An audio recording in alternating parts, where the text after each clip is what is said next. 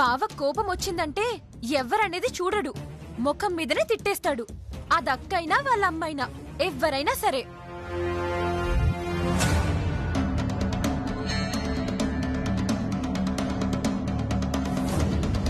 గదేందే వాళ్ళమ్మతో కూడా గదే తీరు మాట్లాడతాడా? బావకి నచ్చని పని ఇంకెవ్వరు చేసినా ఇంకా అంతే సంగతులు.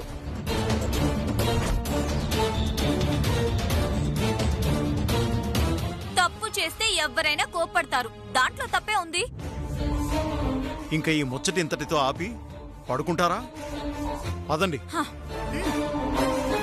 పదవి బామ్మ, మనం వెళ్దాం.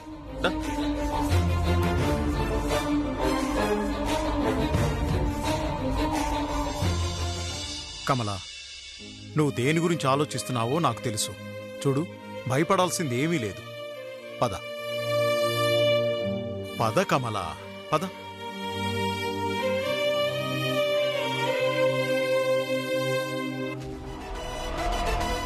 Yeah sure. డిజైన్స్ గురించి నాకు వదిలేయండి, రేపు మార్నింగ్ మీటింగ్ అరేంజ్ చేస్తాను. ఓకే. సామ్రాట్, ఏంటి పిలిచావు? రేపు 1 డేలో 3-4 కంపెనీస్తో మీటింగ్స్ ఉన్నాయి. లాస్ట్ టైం నువ్వు చేసిన డిజైన్స్ సింగిల్ సిట్టింగ్లో ఓకే అయింది కదా? అవును. రేపు మరో 3-4 డిజైన్స్ని డిఫరెంట్ ప్యాటర్న్స్లో రెడీ చేయి.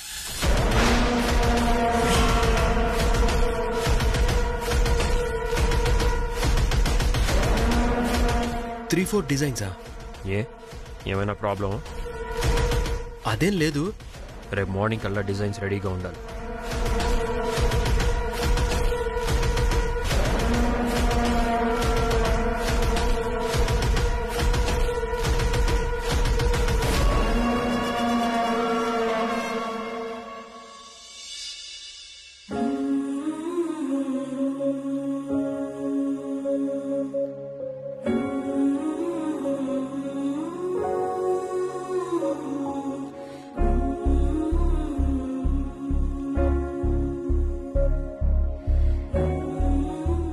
ఏంటి వాసంతి, అంత సీరియస్గా ఆలోచిస్తున్నావు?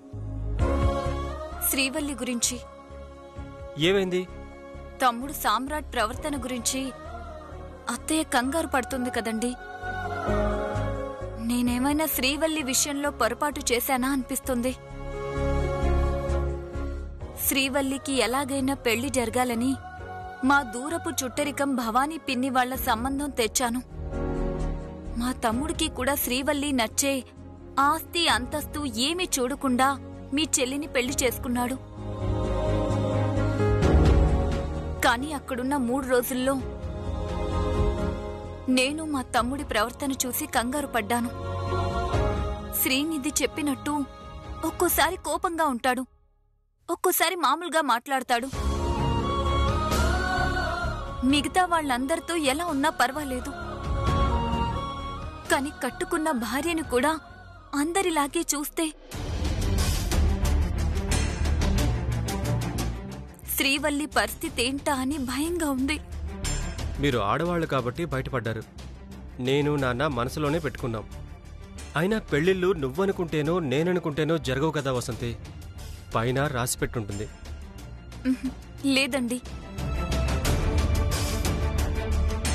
నాకు పిల్లలు లేరని ఎప్పుడైనా బామ్ అనడం తప్ప ఏనాడు అత్తయ్య మావయ్య నన్ను ఒక్క మాట కూడా అనలేదు. ఈ ఇంటి బిడ్డలా అందరూ నన్ను ప్రేమగా చూసుకున్నారు.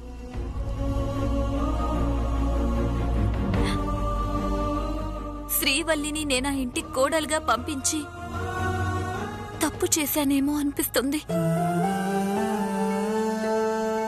శ్రీనిధి చెప్పింది విని అత్తయ్య ఎక్కడ కంగారు పడతారోనని మా వాళ్ల గురించి గొప్పగా మాట్లాడాను. కాని నాకు మా తమ్ముడి విషయంలో భయంగా ఉందండి. ఇన్ని రోజులు మీ వాళ్ల గురించి ఇన్ని గొప్పలు చెప్పిన నువ్వు ఇప్పుడు సడన్ గా ఇలా మాట్లాడావంటే మా అమ్మ ఇంకా భయపడిపోతుంది. మీ తమ్ముడికి కోపం ఎక్కువైతే మా చెల్లికి ప్రేమ ఎక్కువ. దానికి ఎవరైనా మారాల్సిందే. నువ్వు అనవసరంగా ఆలోచించి బుర్ర పాడు చేసుకోకు.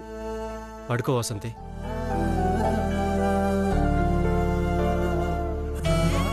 ఇంకేం ఆలోచించుకో, పడుకో పడుకో.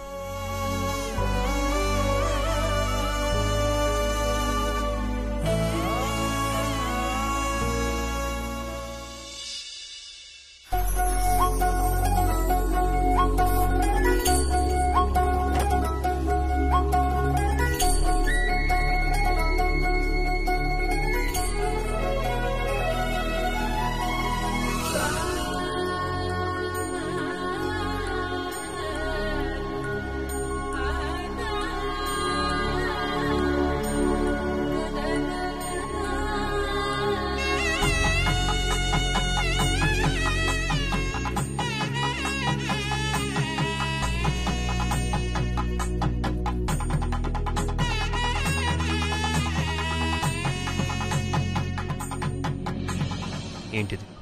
పాలు. మీ అందరి సాంప్రదాయాల వల్ల ఇక్కడ 3 రోజులు, మీ పుట్టింట్లో 2 రోజులు గడిచాయి కదా. అయినా ఈ పాలెందుకు? సంవత్సరం మొత్తం ఈ పాలతోనే ఎంట్రీ ఇస్తావా? పాలు అంటే భాగం కదా, మీలో నేను, నాలో మీరు సగభాగమని 100 ఏళ్లు గుర్తు చేసినా తప్పేం లేదు కదా.